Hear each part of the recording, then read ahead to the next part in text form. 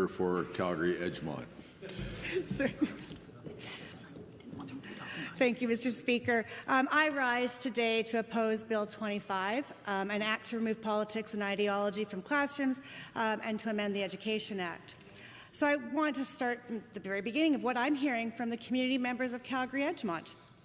Parents are worried about their kids' classrooms, and teachers are exhausted. Students are trying to learn in spaces that are overcrowded, they're under-resourced, and they're being pushed way beyond what they were designed for. Students in the riding of Calgary-Edgemont are learning on stages that were designated for theatre and performances. Students are learning in their learning commons, now classrooms, not the learning commons or their libraries. Students are learning in the staff rooms. So it's quite annoying. And it was a very historical moment last fall in Alberta history. I think we can all remember. I know for me it was a very special moment to walk out with my daughter. We walked out and there was the teachers. We walked out to this legislation. But also before that, I had the opportunity to walk with the teachers around Princess Island, stood on some bridges, talked with them, and I listened to their concerns. I read the letters from the parents and all the neighbors, all the teachers and everybody. But yeah, I will not forget walking out into that sea of red. And for my daughter to run into her social studies teacher from the year prior and for them to hug, it was so meaningful and so special to have my daughter see also her social studies teacher engaging in her civic duty and standing up for my daughter's rights. I know for me that image and that feeling of the teacher standing up for Alberta students, that's going to stay with me forever. And I know, I have to wonder how many of us here who went to that powerful rally and listened to those teachers, and how all of us will continue to hold that close to our hearts. One thing for sure is those teachers, they were very, very clear. And I think we all need to be clear about what they said, because I don't know if people have heard what the teachers have asked for. The teachers have asked for smaller class sizes. They've asked for meaningful and sustainable, complexity supports. They've asked for funding that actually keeps up with the number of kids in the classroom. That's what they've asked for. They didn't ask for Bill 25. Bill 25 is just another shortfall. It falls so short of what the teachers are actually requesting and asking for. The bill is being sold as a way to remove politics and ideology from a classroom. But kids absolutely do need to learn about politics. It's exciting. Politics should be exciting, and different ideas should be exciting. It brings in collaboration and conversations. One of my favorite things to do is to actually talk to kids within my constituency about democracy and about representation. I love letting them know, and I think we can all get that great hope. When you see a little kid and you can say, guess what? You could also be a member of the legislation. You can be a minister one day. And it's exciting when a child is like, wow, I can do this? And to talk to kids about representing their constituents and creating policy to help people and to see their excitement. That's part of social studies. I love watching their faces. I love watching their little faces light up, that they can do what we are doing right now here in this chamber, Mr. Speaker. Maybe not right now, but when it's really good and we collaborate and we work together and listen to each other and, have conversations. Be better behaved than some of us are I'm quite sure a lot of children will be way better behaved in this chamber, Mr. Speaker.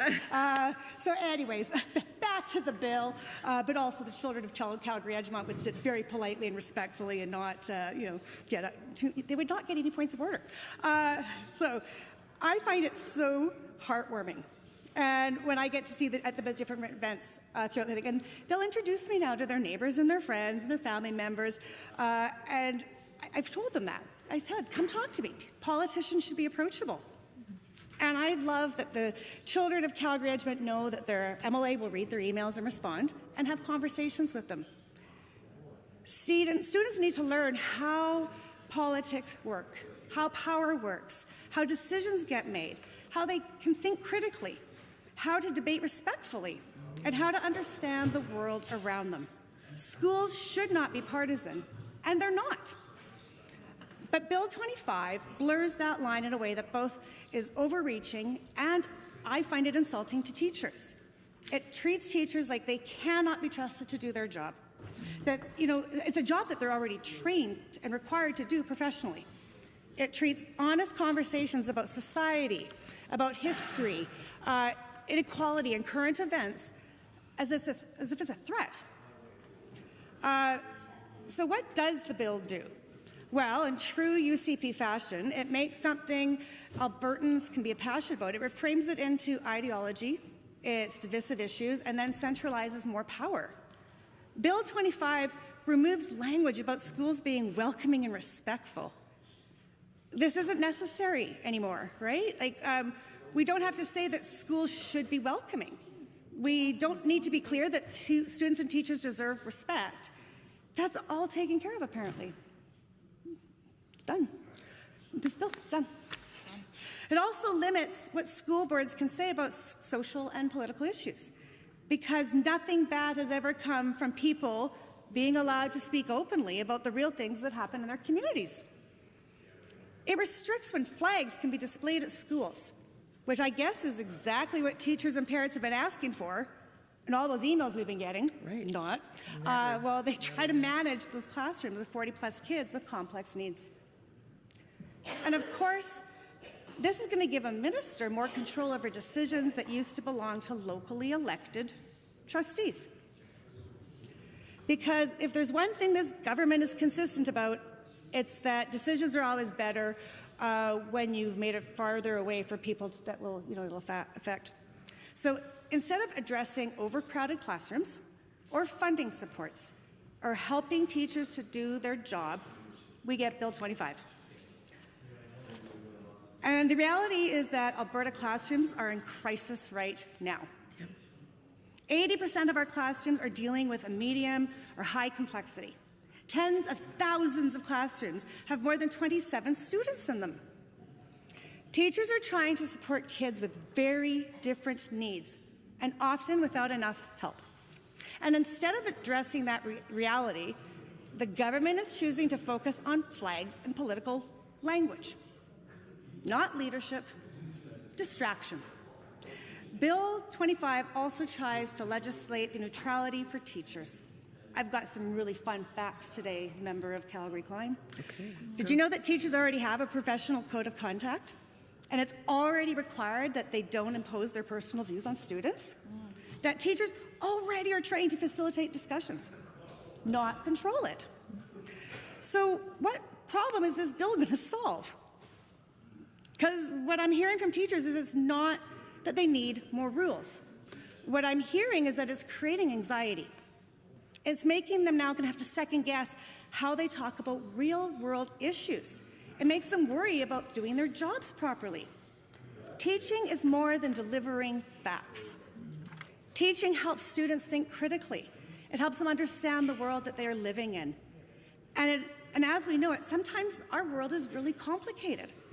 Our world is complicated right now. I feel so bad for students right now seeing what's happening. But I love that they're paying attention. Yeah. Right now, my son is actually in grade 12 social studies. And I'm very excited because I'm going to be a parent of a grad this year. But even last week, as we were shopping for his suit, we were talking about his social studies class he'd had that day. My drives with my son right now are amazing, whether even besides the family dinners, because we're having conversations about what he is learning in his social studies class. And even my son, we may not always agree, but I love that he is learning and that we're able to have those conversations and that he wants to share what he is learning. I love that he has a social studies that has ignited his passion to learn right now. And that's what learning is about and why we go to school, is to learn and to be excited to learn. We ask teachers to cover so many difficult topics. Teachers are the ones that are responsible for teaching all of our families around residential schools. They've taught about colonialism, genocide, fascism, and terrorism. They are part of the Alberta curriculum. So again, what I guess I want to ask is, it's a curious question, what does neutrality mean in those contexts? Are teachers now going to be expected to present both sides of residential schools? both sides of genocide? Because that's where the idea of neutrality is getting really tricky. The Truth and Reconciliation Commission specifically calls for education about residential schools. We should be supporting our teachers to do that work while not making them afraid to do it. Bill 25, it's also going to take power away from our school boards. Boards need ministerial approval to hire their superintendents. It also gives the minister control of the surplus of school properties. Even the naming of the schools are going to require approval. Our trustees are elected. They're elected officials. Our trustees run campaigns. They put up signs. They get elected by the people that they are supposed to serve. But now, I guess, even though they're elected to be part of, to represent their communities and to make those local decisions, this bill is going to sideline them. And when you combine that with the recent decisions around school ownership and funding for private charter spaces, it raises real concerns about where this is. Where is this bill at? We hear a lot from the UCP about red tape reduction, small government, that there's a lot of extra government. But you know what? School is not the place, and this would actually not help children. This is just more red tape. And then we have this flag provision. No flags other than Alberta and Canada unless approved by regulation. I love the member for Calgary, Klein, speaking about the map, the world map, and all of the flags, because one of the schools in my riding has the same thing. Every child who goes to that school has a flag, and it makes me so excited, especially when they tell me, MLA Hater, this is where I'm from, this is where I am at. So now I have to ask, how does this help children learn to read? How does removing flags teach us how to read? How does it help teachers manage an overcrowded room with complex needs? Because it doesn't. It's not gonna teach those things. But you know what it does do? It sends a really clear message. And for a lot of students, it's gonna send a clear message about their identity, their family's identity, their friends' identity, because they're now political, and they're not welcome. There is a very real concern of violence in our schools. And classrooms are becoming harder places to teach in and harder places to learn in. And I am curious again, does this bill provide funding for staff? I didn't see it in there. Did not see it in there. No, not in there. Does it put in a real intervention framework in place? Nope, not in here either. Does it give meaningful supports to prevent violence before it happens? No. What it does say is that students must refrain from violence, and it must be reported early. Respectfully, people already know that they should not engage in violent behavior. If simply telling people not to do something worked, we would not be having this conversation.